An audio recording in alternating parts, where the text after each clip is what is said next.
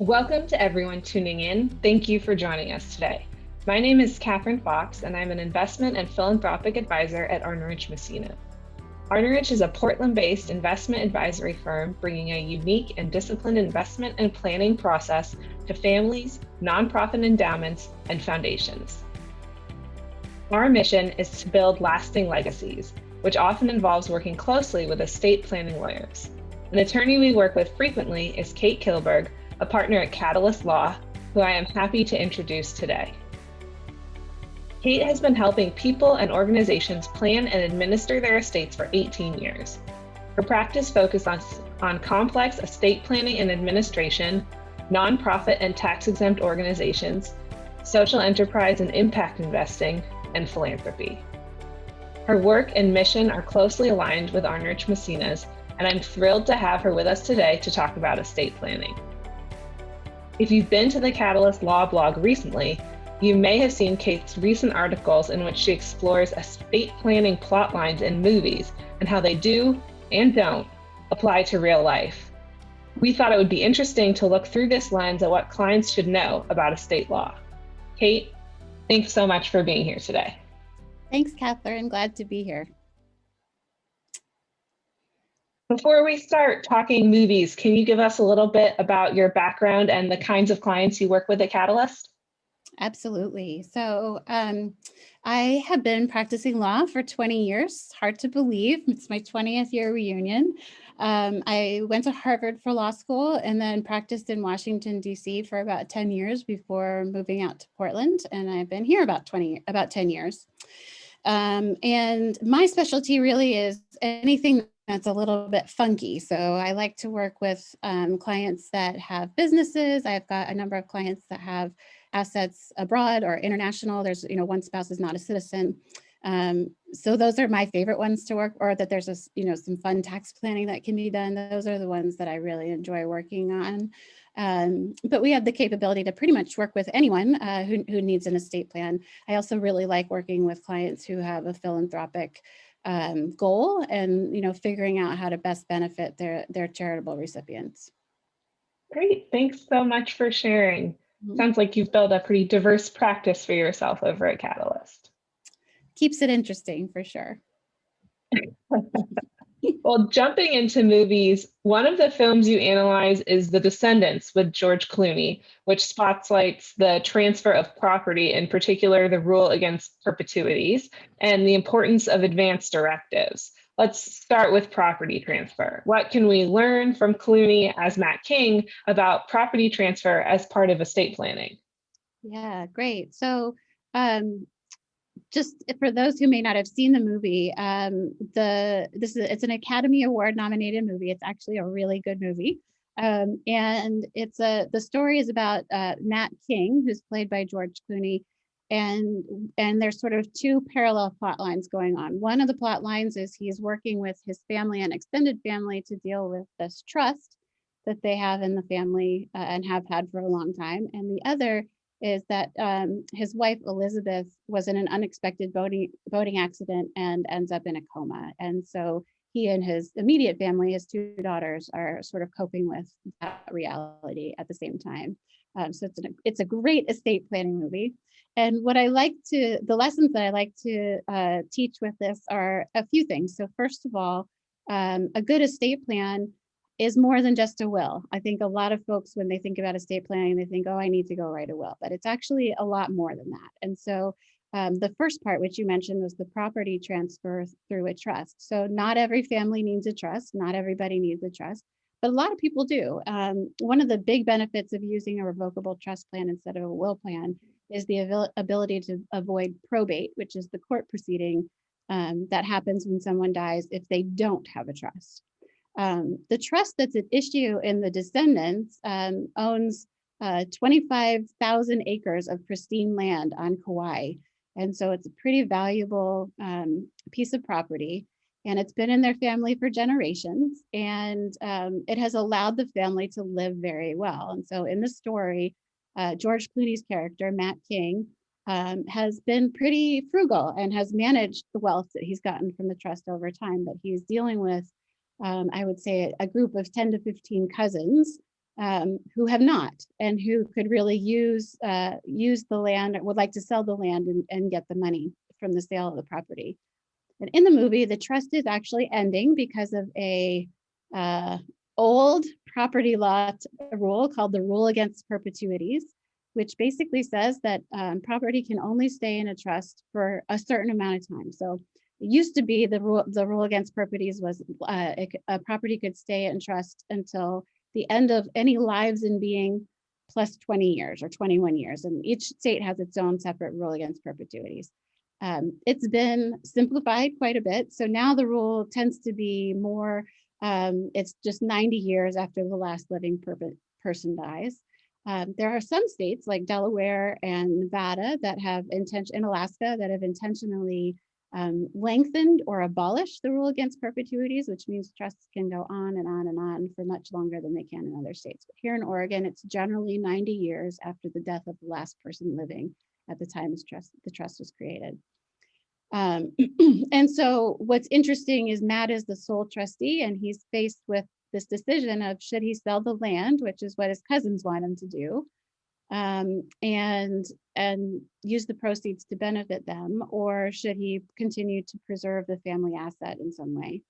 And so that's part of it, and that's one use of trusts. So that's another benefit of setting up a trust for your family members, is it can help you benefit them from generations to come. So I like to tell my clients the two benefits of creating a trust for somebody else are spendthrift protection. So that's what we see in the Descendants. So this trust has kept the family from basically spending away the 25,000 acres, the value of that over time. It's preserved it for them. So that's one benefit. And then the other benefit is as long as the trust is properly drafted, the benefit of those assets that are in the trust can be passed from generation to generation without any transfer tax, estate or gift tax. So that's one of the first thing, one of the things that I like to talk about the Descendants. Great. I appreciate you telling it all, especially without any spoilers for those of us, even though it's not a totally current movie, who still haven't seen it. I know one of the other issues talked about in the Descendants, you mentioned Matt's wife who's in a coma, is the importance of an advance directive or a healthcare directive. Can you talk a little bit about why it's so important? Absolutely. And so as I mentioned, a good estate plan includes more than just a will. So I've talked about wills and I've talked about trusts, but there are actually a few other things that any good estate plan should consider. And that one of them is a planning for disability. And so generally that means a durable power of attorney, which is you're nominating someone where if you are still living, but you're not able to manage your own financial matters, you're nominating someone to do that for you. And then the advance directive, which is if, again, you're still living, but you're not able to make your own decisions about medical decisions, the advance directive, again, nominates someone. And you can also put in their directions about what types of care you do and do not want to have. I'll just take a minute to say that that's not even where I would say a good estate plan ends, that a good estate planner should also be looking at any life insurance and retirement accounts and looking who your designated beneficiaries are and making sure the whole thing is coordinated, as well as how do you own those assets? Do you hold things jointly with somebody else? And how is that affected? How would that be affected by your death? Back to the advance directive though. So one of the things that's really important about the advance directives, what I like to say about the Descendants is there is lots of drama in the Descendants, which is great for a Hollywood movie. Not so great for an estate plan. But even in the Descendants, there's not a lot of drama about what Elizabeth would have wanted. Elizabeth is the wife who's in the coma. And it becomes clear that she's going to die. And so there's this process of letting her go. And there's actually some really beautiful scenes in the movie where you get to see all of the different family members sort of saying goodbye to her. And the thing I really like about it, again, is I think the King family estate planners did an excellent job here. The trust did a great job of protecting that asset for generations. And they've got this really painful, hard situation, but they're not fighting with each other. They're all there. It's peaceful. They're able to say goodbye and sort of let her go without fighting about somebody wants to keep her on life support and somebody doesn't. Great.